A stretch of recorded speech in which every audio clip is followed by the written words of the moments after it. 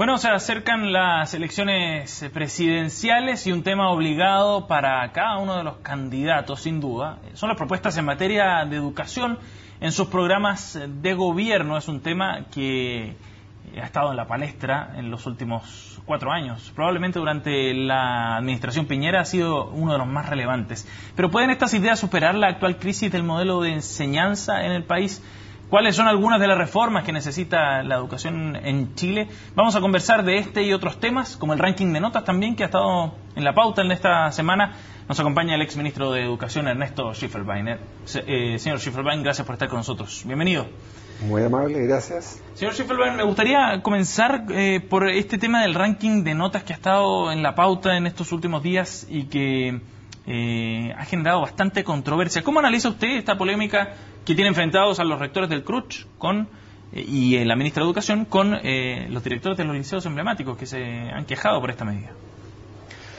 Bueno, el problema está en que las oportunidades que tienen los alumnos para prepararse adecuadamente para el ingreso, no solamente en Chile, sino que en todo el mundo, son complicadas. Y hay muchos alumnos, el 40% de los alumnos que terminan high school en Estados Unidos tiene que tomar algún curso remedial cuando entra al college. Entonces, es un problema general. Ahora, en Chile se ve agudizado porque la mitad de los alumnos que va a liceos municipales, por pertenecer a niveles socioeconómicos más bajos, su vocabulario es menor, y los profesores no pueden pasar el currículum completo, sino que pasan la mitad o un tercio del currículum. Y como las pruebas están centradas en conocimientos, más que en habilidades, claro, eso significa que se produce una gran injusticia para los que entran en esas condiciones. O sea, esta medida ayudaría efectivamente a equiparar, a emparejar la cancha, como decían quienes están a favor de ella. Lo que está claro es la necesidad de emparejar la cancha. Si estas medidas lo solucionan o no, no queda tan claro, porque también se necesita tener la seguridad de ofrecer ingreso a aquellos que pueden tener éxito en sus estudios superiores, o que entren a instituciones donde le den la posibilidad de reducir las brechas de conocimiento. Claro, que eso es lo que se busca finalmente. Claro. Y aquí entonces hay que entrar a compatibilizar la capacidad general o inteligencia o coeficiente de inteligencia del alumno con los conocimientos previos. Son dos cosas distintas. Sí. Las habilidades están distribuidas normalmente para toda la población, pero los conocimientos dependen mucho del vocabulario que obtuvieron en su casa. Un alumno que ingresa a un primer grado de básica en el sector rural va a entrar con 500 o 600 palabras al primer grado. Usted cuando ingresó, si estamos conversando aquí, significa que cuando usted ingresó a primer grado tenía 3.000, 4.000, 5.000, 6.000 palabras de vocabulario. Y eso entonces fueron muy fácil para los profesores enseñarle a usted, y es muy difícil que le puedan enseñar a estos otros alumnos. Y ahí se genera la diferencia que finalmente se hacen más críticas cuando ingresan a la universidad. Claro, porque finalmente lo que permite esto es emparejar la cancha en el acceso a la universidad, pero no garantiza o no da mayores garantías respecto al desempeño que tenga en esa universidad, ¿no? Exactamente, y hay investigaciones que se han hecho acá en Chile, se han replicado aquí en Chile, que muestran que un alumno con buen nivel de desarrollo intelectual, capacidad de razonamiento, le pasan solamente un tercio del currículum, pero es de los mejores de su curso y está entre los 4, 5, 6 mejores. Ese alumno, si ingresa a la universidad, cuando dé la prueba le va a ir mal porque le pasaron parte del currículum, va a sacar 400 puntos, pero cuando entra a la universidad se comporta como un alumno con 700 puntos. Y eso es lo que hay que aprovechar para que puedan ingresar aquellos que tienen esa capacidad, pero no tienen los conocimientos previos. Claro. Ahora, ¿qué puede o por qué el gobierno ha puesto tanta insistencia, cree usted, y si es el foco correcto el que está dándole a este combate a la inequidad, podríamos decir, en el acceso a educación de calidad. ¿Cree usted que el gobierno está dando o apretando las teclas correctas en esta materia? El problema es que aquí el gobierno, el ministerio, no es el que fija las reglas. Las reglas de ingreso las fija el CRUCH, el Comité de Rectores de las universidades chilenas. Y entiendo que hay una discrepancia de opiniones entre el ministerio y CRUCH respecto a la forma de transformar esta idea en un procedimiento que sea realmente efectivo. Pero el gobierno es el que está de alguna manera apoyando la decisión del ranking. Es que una cosa es decir, apoyamos que los alumnos que les va muy bien, que es lo que se sintetiza con la palabra ranking, pero otra cosa es el procedimiento efectivo de ingreso en que se va mucho más allá y afecta a todos los alumnos y no solamente privilegia a los que tienen que necesitan ese tratamiento especial. En el año 94 se incluyó un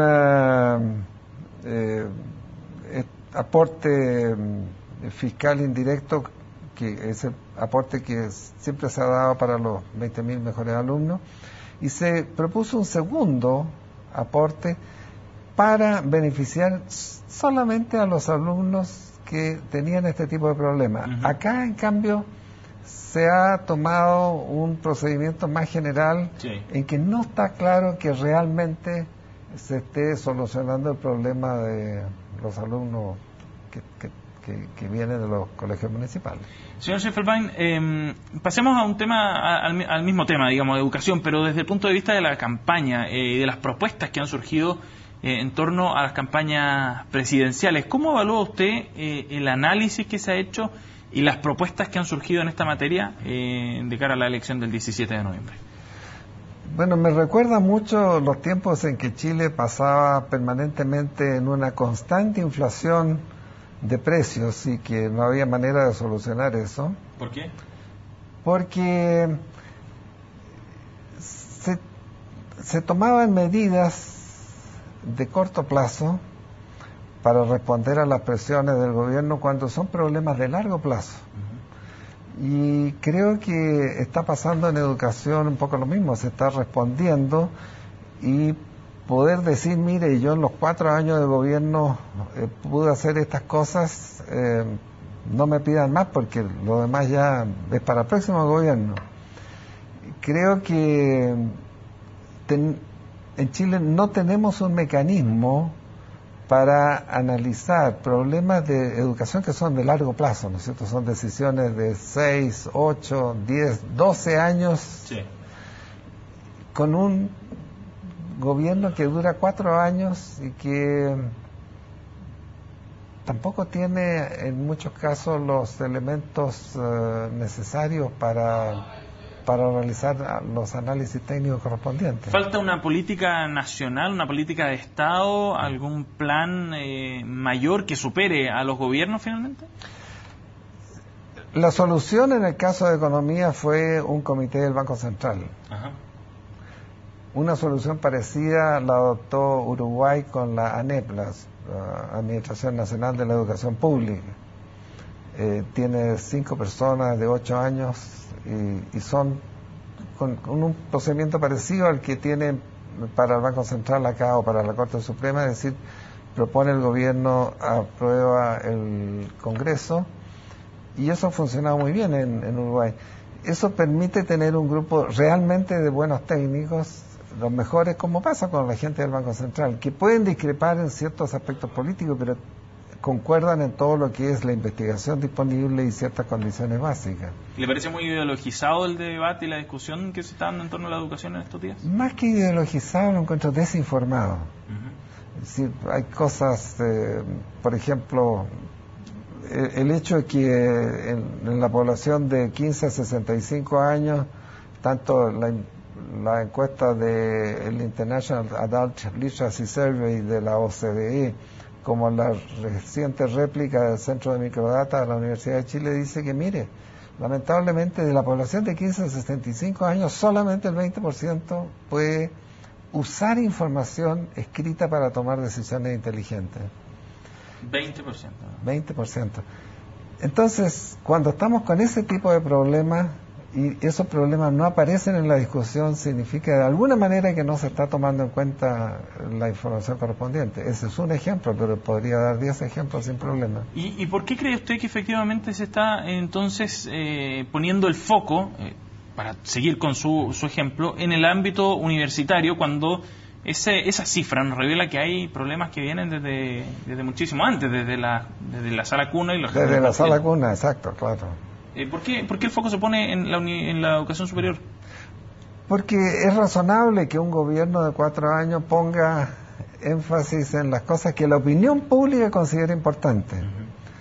Y la opinión pública está muy tranquila con respecto a ciertos problemas, porque la autodeclaración de la gente en el censo, en el último censo, sí, ha sido muy criticado el censo, pero 15 millones de personas que digan que el 97% de ellos son alfabetos, permite suponer de que gran parte son alfabetos, pero lo que nos dice la OCDE es que la gran parte son analfabetos.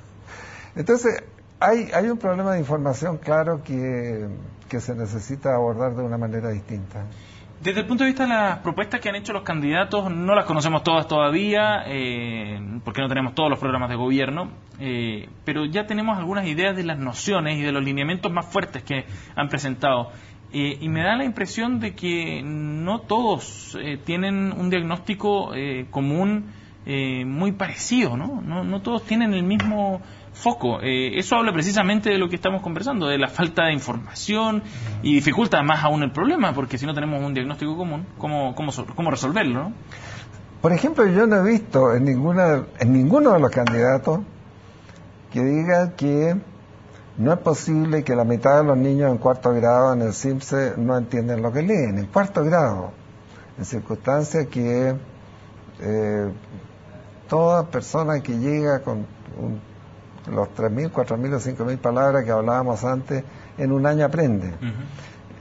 Los profesores podrían solucionar ese problema de una manera muy simple.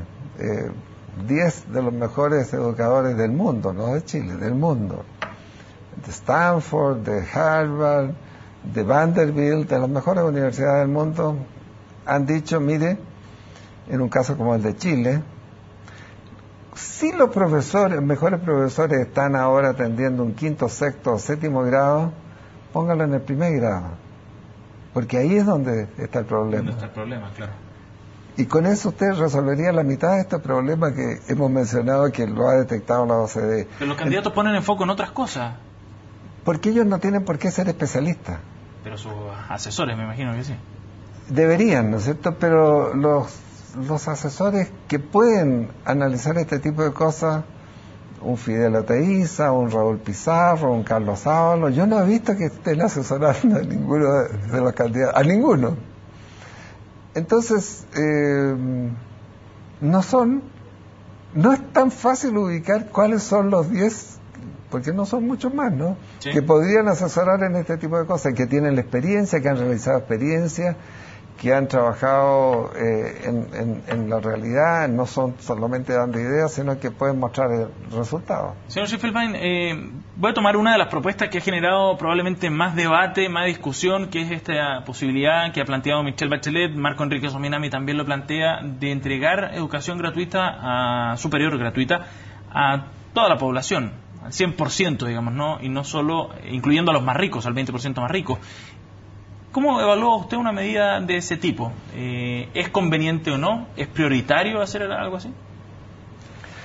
Bueno, hoy día prácticamente con todo el sistema de beca y de crédito con aval del Estado, todo alumno que quiera ingresar a la universidad que tenga los requisitos mínimos puede ingresar y puede tener financiamiento. O sea que ese problema de hecho está resuelto. Pero con un nivel de endeudamiento importante para los alumnos.